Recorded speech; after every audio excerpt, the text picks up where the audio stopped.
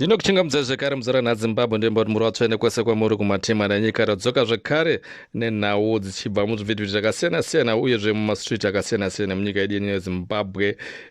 Tichisangana zvekare pano pachano yenyu KG Madokere patiri kupai nhau dziri kubuda kubva mumastreet enyika yezimbabwe. Pano pachivhitivhiti penyu patiri kupai nhau tisinganzvenge tiri kupai nhau semamirira dzakaita, kwete zvivhitivhiti zvatinoona zvakafanana naHerald naZBC naZTV dzinokupai nhau dzichingokunhongerai zvinhu zvinofevha saidhi rana Mnangagwa nezvigananda. Pano ndichienderera mberi nenhau ndoda kuti tibate nhau iri kunzi vachiwenga tavaona mazuva ano vasiri kuatenda mama-events anoitwa navaED Mnangagwa, kusanganisira pane event ranga richiitwa remagraduation ndo raita kuti nyaya iyi inge ichibuda, remagraduation, military graduation yanga ichiitika uko kwataona vachiwenga Vice President former General Chiwenga naOpa Muchinguri the Defense Ministry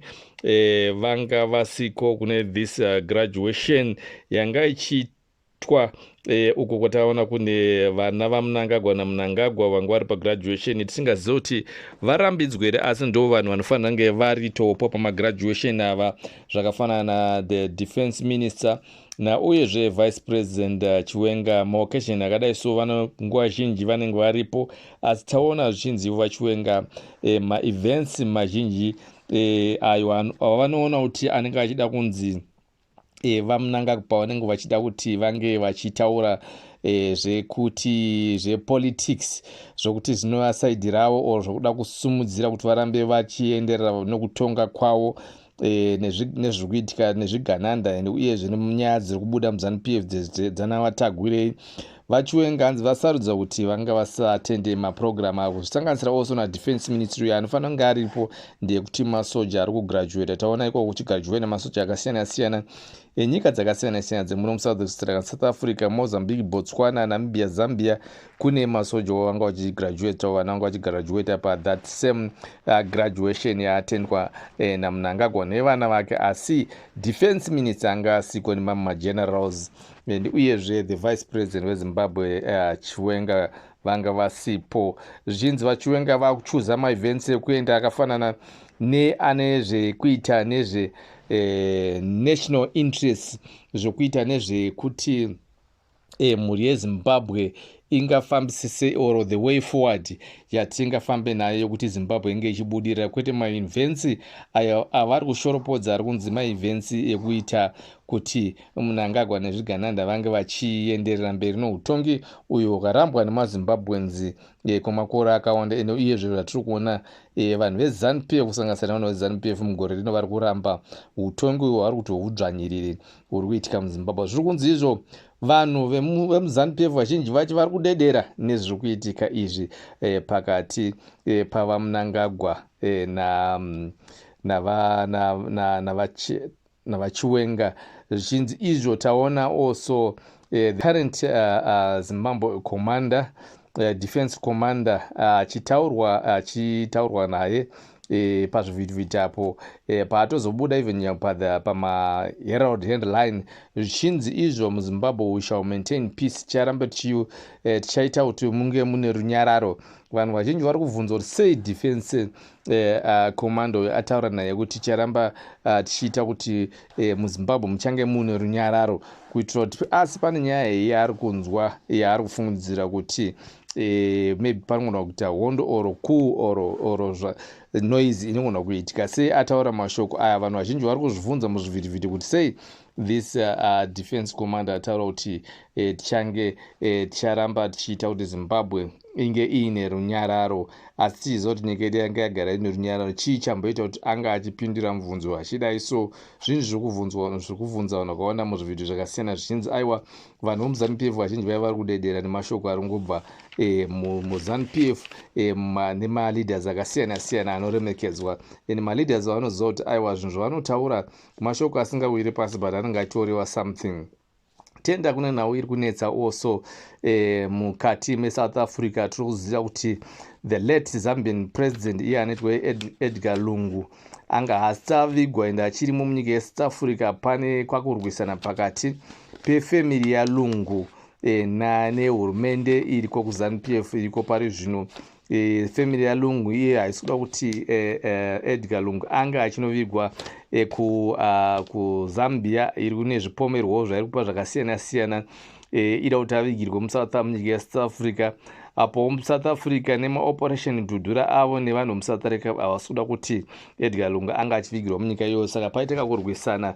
Ende uyezve kunyika yeZambia maZambians arikuda kuti president weanga achivigirwa munyika mavo. Ende uyezve the current president ariko kuZambia ari kuti Edgar Lungu anofanira kuva achivigirwa munyika make. Ndeyekuti mamapresident ese aya Edgar Lungu pavaifa the late president ese ndiye vaivigirwa munyika yeZambia ende iye aripo ari president. Sei ari kutya iko nhasi kuti yeye ndozoisirwa mushonga, yeye ndozoisirwa majuju chichi zviri kutaurwa nemafamilies acho kuti ndisaka vasiri kuda kuti Edgar Lungu anga achinovigirwa kuZambia. Asi South African High Court aiwa Edgar Lungu anofanira kuendeswa kunyika kwake kuZambia, ndekwaanofanira kunge achinovigirwa ikoko.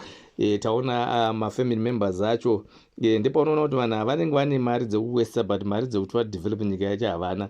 Vakuita nyaya yechiappeal yakuenda kuSupreme Court tisingaziva kuti ichazomira sei.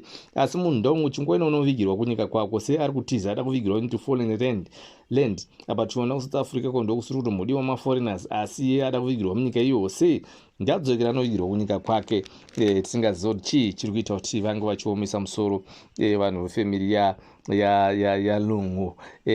Toenda pane nhau yavaWalter Muzembe. Tikuziva kuti vaWalter Muzembe vanga vari mujeri umo makanzi makaisirwa poison vakarwara zvisingaite vakatorwa vakaenda kuParare Nyatwa. Asi iko zvino nyaya yacho iri kunzi iri kunetsa ndeyekuti vaMuzembe vari kunzi very very serious kuParare Nyatwa hospital uko kwavari kunzi hakuna medication. Zviri kunzi vari he is suffering, his life haisina kunyatsomira zvakanaka, his life is now in danger nenhaya yekuti medication chaiyo haisi kunyatsowanika. Varipo paParare Nyatwa patisi kuziva kuti chii chakavabata kubva pavakanga vari mujeri. Apo pavakapinda mujeri nhau yacho ine kakureva kokuti Temba Muliswa ndianga ari involved. Temba Muliswa muzukuru waMnangagwa ndianga ari involved mune nhau dzekusungwa kwaMuzembe.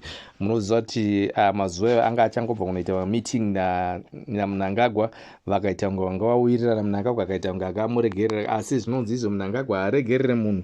Ndopatiri kuona Muzembe avharirwa mujeri. Ndeyekuti zvinhu zvese zvichimidzi inenge yatobva go ahead zvese zvakaitwa naTemba Muliswa netimu rake zvinenge zvatobva kuna Mnangagwa. Saka tiri kuona iko zvine mazuva apfuura ndingangoti pambatoita like zvegore oro so Jonathan mumwe achiposta matwitter achisapota Mnangagwa, asi paakaona Muzembe aenda kuZimbabwe asungwa akabva anyarira kuti zinde yekuti ari kutotya kuti akaramba achitaura izvo kunyangwe akaramba achisapota Mnangagwa aifungidzwa kuti iye akaramba achisapota Mnangagwa akaenda kuZimbabwe anogona kuregerwa. Asi Mnangagwa haaregerere, akatomirira Jonathan Moyo kuti anga achidzoka. Vese naKasukuwere vakatomirirwa naiye Mnangagwa. Vari kuziva kuti vakangopinda chete munyika ari kuvapanisha zvisingaite. Mnangagwa haaregerere munhu asina tsitsi. So ndavarega kufunga kuti aiwa anovarega ndawatofaita vari kunze kwenyika ikoko kuitira kuti nyika inge ichinja. Kana vari vamwe vanotogona ndavatochinja kuti zvinhu kuti zvigananda zvisange zvichipinda paupresident. Nekuti zvakapinda vanongoziva kuti vakuchemberera vari ikoko ngekuti zvigananda zvinenge zvichifamba neline rimwe chete iro raMnangagwa. Aiwa Zimbabwe ndoti dhasi tamirira pano. Tinoti muwandozo rakanaka. Ndichikurudzira kuti musubscribe, ndichikurudzira kuti murambe muchishare. Ndotenda navo vakasubscribe vanoramba vachinzwa nhau nokuona nhau dzedu.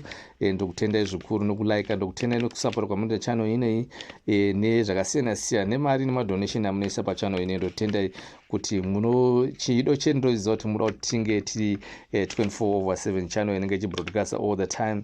Asi tinotenda also nemadonation amunoisa $, $5, $10. Vamwe vari kuona nyika unana US tiri kutendai also nema$100 kunana South Africa kunopinda ma$100 kunana Zambia makwacha ite mwaona nekunyika dzana Botswana mari dzenyu todziona dzichipinda. Tinotenda also ndimaita kuti tinge tiri pano muzuva ranhasi. Ndotenda muZimbabwe muwana zvakanaka.